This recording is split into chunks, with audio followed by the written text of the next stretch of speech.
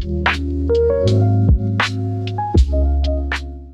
bean, you know what I mean? Ladies and gentlemen, Welcome back. to Mr. Birdie Productions. This is episode Five? Yes. Today we're talking about the importance of framing, how to frame your shots when putting together a indie film. Mm-hmm. As you can see, we are in the gym. The setting is not the office today, so we're gonna have our buddy Tavis come on in. Come on in, man. We mentioned an episode ago that there is a third member of the group, and this is him. So he will be our actor today. I will be operating the camera. This guy will be operating the lights and also a monitor to kind of put the scene together. And we're going to show you how we frame a shot. So stay tuned and we'll kind of walk you guys through the ins and out of how we figure out how to frame a shot.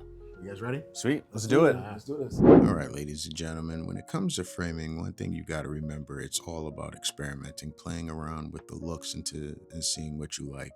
Here we just have Tavis walking through the scene, camera just following him, nothing crazy. It gives the audience an idea of what he's going to be doing, where he's doing it, and it projects the scene, the story, whatever you want to call it, forward, and helps the audience understand what's going on and what they're actually watching. So we decided to give a few looks with this. So here we have Tavis, obviously more close up. He's, right in front of us, and we're shooting from down up to give a more commanding presence on the screen. If you look in the background, you can see the lights, the bars, and there is a lot going on in this scene, but depending on where you place the individual in the frame and your focus, it draws the eyes towards him, so it doesn't take away from what he's doing. It kind of just adds a little bit more seasoning, I guess you can say, to this scene. So he's warming up, and as you can tell, he's going to be doing something intense. So the vibe matches the look on the screen that we're doing right here. So moving forward, we wanted to show a little depth in the scene. So usually to do that, you add some stuff in the foreground. Foreground just means anything between the subject and the camera. So as you can see, the cables, the plates, the bars, there's a dumbbell in the background. So this just adds depth. It makes it a little bit more cinematic. You can still see his face. You can still see what he's doing, but it doesn't make the scene as boring if you just had nothing in the foreground. It was just him doing his workout. In the beginning, we always thought that you had to have your subject in the center of the screen. We just thought that was just the way to do it. But you can experiment, like I mentioned before. Here we have Tavis off to the right. He's obviously not in the center, but it still makes sense for the scene. It adds a different look.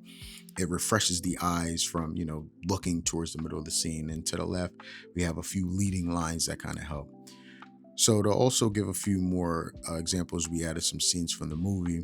And here we dirtied up the frame a little bit. And dirtying up the frame just means you have two subjects in the frame, and one is in focus, and you can obviously see their face, and the other person you can kind of see like their shoulder, their head, their ear. So you can see Adriana's just interacting with Lance as he gives his lines. Pretty basic, and it was just an experiment. Now the next scene was a total experiment. We wanted to capture more action by having both runners in the frame. So as we pause it here, you can see Lance in the foreground and Xavier in the background as they run.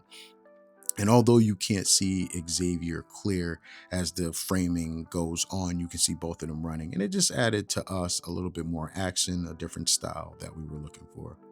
Here we actually had the camera inside the car. So this is all foreground. You can still see Adriana outside of the car, but it just adds depth. It shows how far away she is. The street light in the back just kind of gives it a certain look. So framing is all about what looks good to you at the end of the day. It is your movie. Go with what you love.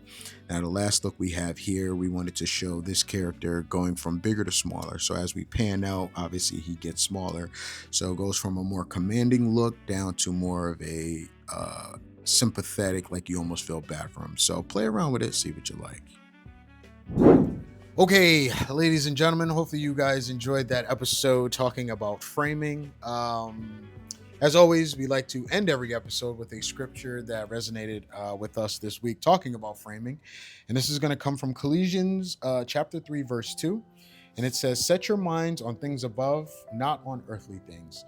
And, that just means, your devotion to God should be for God and God only. It shouldn't be for your mom, your dad, the person that you go to church for, the people that you want to prove from here on earth. And when it comes to film, I feel like you have to make the film for yourself. Do it for the right reasons. Don't do it to please other people.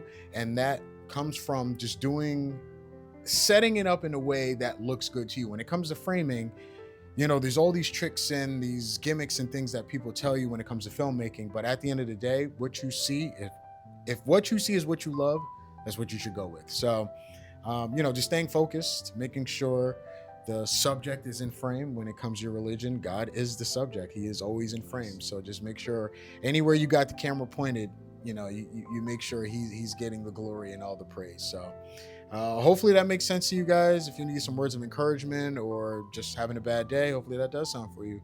But on that note, you guys got anything? Well said. I appreciate it. That was a stumble. That was a real stumble, digging deep, but thank you. Appreciate it. You got anything? No, I just want to say thank y'all for allowing me to come up here, just have a nice little workout session going on. And I pray that you guys were really moved by like the episode and whatnot, and can't wait to see what's next.